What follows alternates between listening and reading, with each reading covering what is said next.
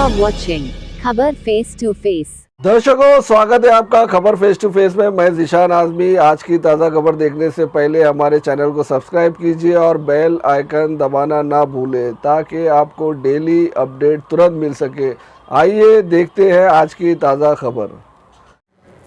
दर्शकों, आप देख रहे हैं खबर फेस टू फेस। मैं ज़ीशान आज़मी। आज जुम्मा का दिन है। हमारे साथ मौलाना कासिम अब्बास कुम्मी साहब है।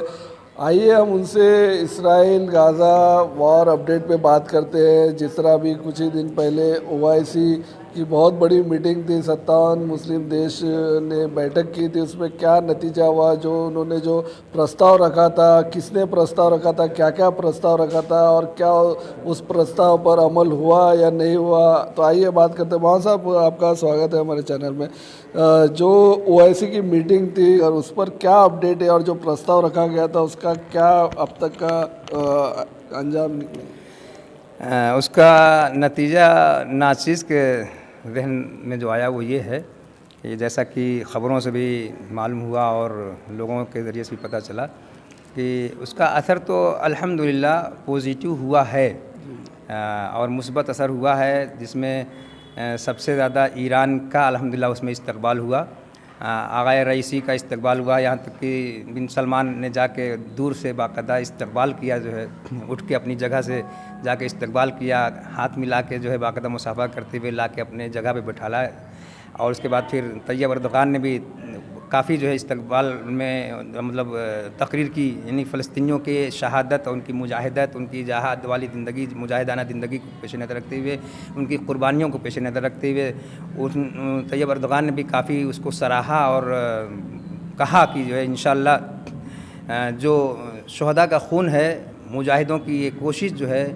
ये इंशाअल्लाह कामयाब रहेगी, नाकाम नहीं होगी। और सऊदी के सरबराह सलमान ने भी कहा कि ये अब हमसे नहीं देखा जा रहा है, ये गाज़ा में जो हो रहा है, मजलूमों का जो खून बहाया जा रहा है। और दूसरे लफ्ज़ों में आज लोगों को ये एहसास हो रहा है कि करबला में कल क्या हुआ था। जिस तरह से करबला में कल इमाम हुसैन सलाम को भूखा और प्यासा मजलूमियत के साथ, बेदर्दी के साथ कुंद खंजर से ज़िबा किया गया, उनके सच्चे और अच्छे मानने वालों को, हत्ता 6 महीने के जनाब अली असगर को भी हैं, उस तरह का मंजर जो है तकरीबन आज देखने को मिल रहा है। लोग कह रहे हैं कि जिस तरह कल दुनिया के सारे मुसलमान, नाम नहाद मुसलमान खामोश थे, सिर्फ 72 ही आए थे इस्लाम की राह में कुर्बान होने, इंसानियत का दिफा करने के लिए,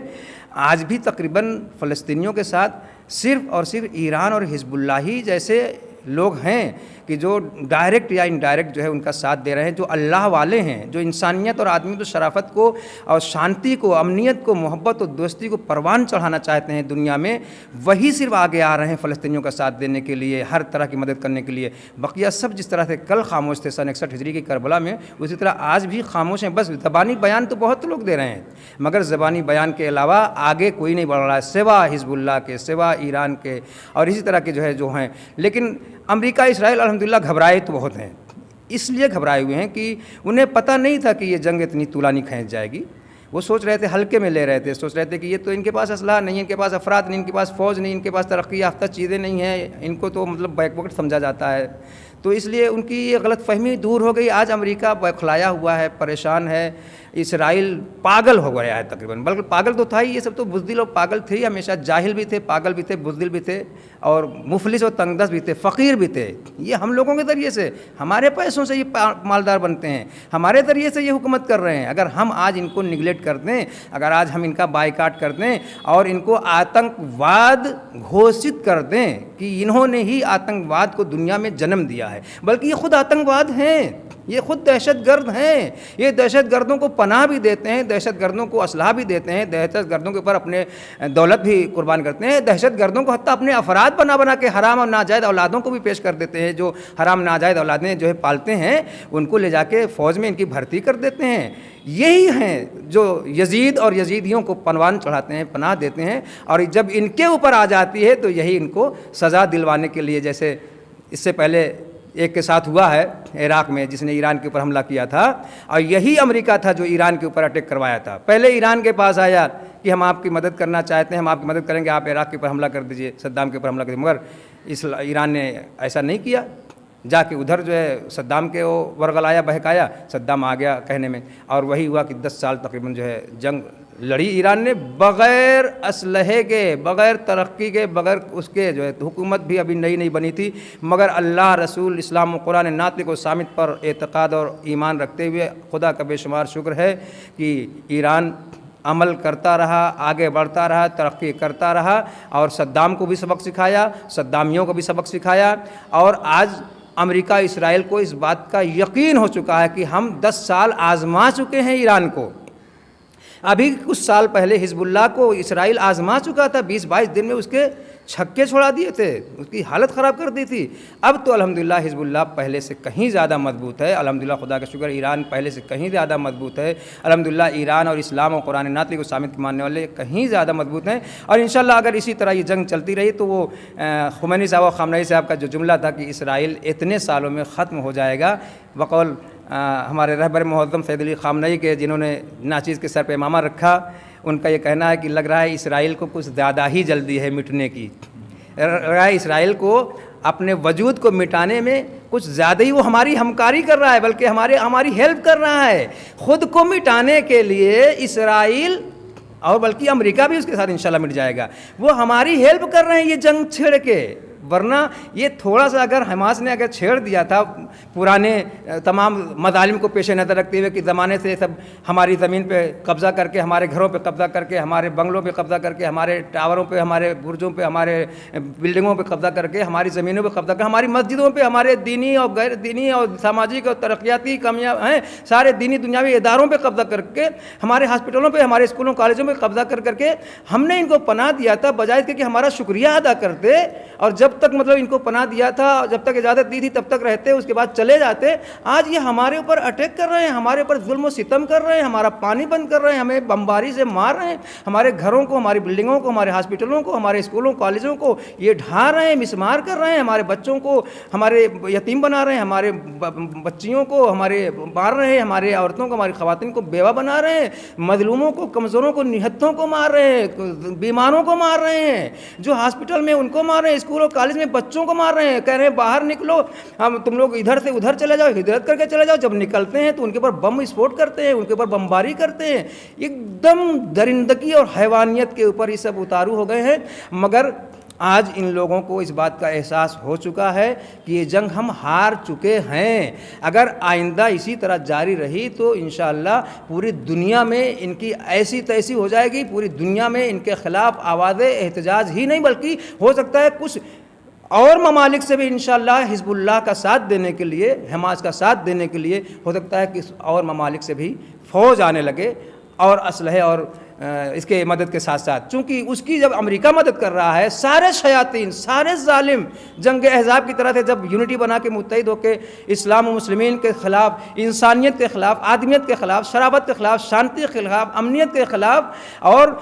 वतन परस्त लोगों के ख़िलाफ़ जब खड़े होकर जुल्म और सितम कर रहे हैं, बमबारी कर रहे हैं, उनके पास ना बम है, न उनके पास कोई गद का असलहा है, न उनके पास जो है एयरपोर्ट है, न उनके पास प्लेन है, न हवाई जहाज़ है, न उनके पास कुछ है। ऐसों पे जब वो बमबारी कर रहे हैं और बहुत बड़ी मर्दानगी दिखा रहे हैं, सबसे बड़ी नामर्दी ये है कि जो निहत्तों पर बमबारी करे, ज़मीनी लड़ाई लड़ें, आके आमने सामने लड़ें, बहादुर अगर हैं, शुजा अगर हैं, शुजात बहादुरी का मुजाहरा आके आमने सामने करें तो सारी शुजात बहादुरी मर्दानगी पता चल जाएगी। और जब जब इन्होंने ज़मीनी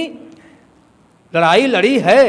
रूबरू आमने सामने जब जब इन्होंने जंग लड़ी है, तो खुदा का बेशुमार शुक्र है, अल्लाह के फजल करम से, मौला के सदक़े में, ईमानी ताकत के ज़रिए से और कुछ ज़ाहिरी ताकत से भी जो अल्लाह ने दे रखी है, ये पसपा हुए हैं, शिकस्त खाए, हारे हैं। मगर हारने के बाद ये आखिरी चांस और आखिरी मौका ये दोबारा उठ खड़े हुए हैं। अब इसी में इंशाअल्लाह इनका खात्मा हो जाएगा, जलील व खार और रुस्वा होकर नीस्त नाबूद हो जाएंगे इंशाअल्लाह। 2 दिन से अपडेट ये आ रही है कि ईरान अभी जंग में भाग नहीं लेगा, अपने कदम पीछे ले लिया है। और आपको ये भी पता होगा कि तकरीबन पूरा गाजा, ये गलतफहमी है उनकी, ये उनकी गलतफहमी। अमेरिका इसराइल को इस बात का एहसास है कि ये फातह बद्र उहद और खैबर खंदक के मानने वाले हैं। ये खैबर जिस तरह से मौला अली के ज़रिए से 40वें दिन फतह हुआ था, 39 दिन तक तो भगोड़े सब जाते रहे और भगोड़ों के मानने वाले जाते रहे, उन्होंने खैबर को फ़तह नहीं किया। मगर मौला कायनात के हाथ में जब अलम आया तो मौला कायनात ने चंद लम्हे में जो है दर खैबर भी उखाड़ के हैं, और किले को भी फतह करके और नुसरत और यारी अल्लाह की मदद से उन्होंने खैबर को फतह करके दिखा दिया। तो सारी जंगों में जिस तरह से मौला अली और उनके सच्चे और अच्छे मानने वाले हमेशा फातेह रहे, उसी तरह से आज भी अल्हम्दुलिल्लाह ये ईरानी हिजबुल्लाह और तब फ़लस्तीन वाले भी अल्हम्दुलिल्लाह तकरीबन मौलाए कायनात की सीरत पे चल रहे हैं, अहले बैत अताहार की सीरत पे चल रहे हैं। चाहे वो ज़ाहिरी एतबार से शिया होने का ऐलान ना भी करें, मगर अल्हम्दुलिल्लाह खुदा का शुक्र है वो तकरीबन अहले बैत अताहार के और शियों के नक्श कदम पर चलते हुए, वो फातह बद्र उहद और खैबर खंदक के नक्श कदम पर चलते हुए तारीख़ को दोहरा रहे हैं, और तारीख़ दोहराई गई है और दोहराई जाएगी। अगर ये इसी तरह कंटिन्यूस ये जंग चलती रही, मुसलसल चलता रहा, तो इंशाल्लाह ये कब्ज़ा भी नहीं है। वो कब्ज़ा कैसा है पता है? ये हमास की हिजबुल्लाह की ये खुद वो है प्लानिंग है कि वो प्लानिंग क्या है, ये मिसमार कर रहे हैं, ढेर कर रहे हैं, मुनहदिम कर रहे हैं इमारतों को, हॉस्पिटलों को, स्कूलों को, कॉलेजों को, मगर ये उन्हीं के लिए ये खंदक बन रही है। ये जो घिरा रहे हैं, मिसमार कर रहे हैं, ढा रहे हैं, ये मलबे जो हैं, जो बिल्डिंगों के, हॉस्पिटलों के, स्कूलों, कॉलेजों के और लोगों के मकानों के, ये उनके लिए खुद खंदक बन रहे हैं, ये उनके लिए खुद दलदल बन रहे हैं, ये खुद उनके लिए भट्ठी बन रहे हैं, ये खुद उनके लिए जहन्नम बन रहे हैं, जहन्नम का कुआं बन रहे हैं। और इंशाल्लाह उन्हीं मलबों के ऊपर से ये लोग इंशाल्लाह वो ऊपर से बमबारी कर रहे हैं, इंशाल्लाह उसी मलबों के अंदर से ऐसी बमबारी होगी कि इनके नामो निशान मिट जाएंगे, इंशाल्लाह इनका खात्मा हो जाएगा। मारे तो जा रहे हैं, वासिल जहन्नम तो हो रहे हैं, मगर उनकी मीडिया उन्हें छिपाती है, क्योंकि उनके यहाँ अगर एक भी मर जाता है तो, चूँकि ये बुज़दिल होते हैं ना, डरपोक होते हैं, इनके यहाँ जज्बे शहादत तो पाया नहीं जाता है। हमारे यहाँ चूँकि अल्हम्दुलिल्लाह जज्बे शहादत पाया जाता है, मारते हैं तो गाजी और मुजाहिद कहलाते हैं। दुश्मनों को, जालिमों को, मुकाबले में आने वालों को मौला की सीरत पर चलते हुए भगोड़ों का कभी पीछा नहीं करते, भागने वालों का कभी पीछा नहीं करते, निहत्तों पे हमला नहीं करते, गरीब और जो है कमज़ोरों पे हमला नहीं करते, घर वालों पे हमला नहीं करते, स्कूल कॉलेज पे हमला नहीं करते, आबादी पे हमला नहीं करते, सामने फ़ौज का मुकाबला करते हैं, मुकाबले में आने वालों का मुकाबला करते हैं मौला कायनात की सीरत पर चलते हुए। तो ये उनको इस बात का एहसास है। और अभी कुछ हादसे ऐसे हुए हैं कि जब आए हैं ज़मीनी लड़ाई लड़ने के लिए आए हैं, तो मलबों के अंदर से अल्हम्दुलिल्लाह ऐसा विस्फोट हुआ है, ऐसा बम बारूद उनके ऊपर फटा है कि उनके परखचे उड़ गए, उनका निशान मिट गया, उनके टैंक उड़ गए। इंशाल्लाह वो पूरे गाज़ा को अगर वो मिसमार कर दें, तब भी वक्त का मूसा, वक्त का इमाम है जो इंशाल्लाह जो है गाज़ा वालों को उससे बेहतर इंशाल्लाह महल बना के देगा। और उस मलबे को जो अभी फ़िलहाल मौजूदा सूरत में मलबा बना हुआ है, वो इंशाल्लाह इसराइलियों के लिए और इसराइलियों का सपोर्ट और हिमायत और मदद करने वालों के लिए जहन्नम बन जाएगा। ऐसी जहन्नम बनेगा कि ये हमेशा हमेशा के लिए ख़त्म हो जाएंगे, इस सर उठाने के लायक नहीं रह जाएंगे। दोबारा इनको कभी अल्लाह और अल्लाह वालों के और अली वालों के और अहले बैत अताहार वालों के, फातह बद्र उहद और खैबर खंदक के मानने वालों के मुकाबले में इनको खड़े होने का तसव्वुर ज़हन और दिमाग से निकल जाएगा, और आना तो बहुत दूर की बात है इंशाअल्लाह। बहुत बहुत शुक्रिया मां साहब से बात करने के लिए। शुक्रिया, धन्यवाद। हमारे चैनल जो आपने इंटरव्यू देखा, क्या आपकी राय हमें कमेंट करके बता सकते हैं। हमारा चैनल सब्सक्राइब कीजिए और ज़्यादा से ज़्यादा शेयर कीजिए। शुक्रिया। जय हिंद, जय महाराष्ट्र।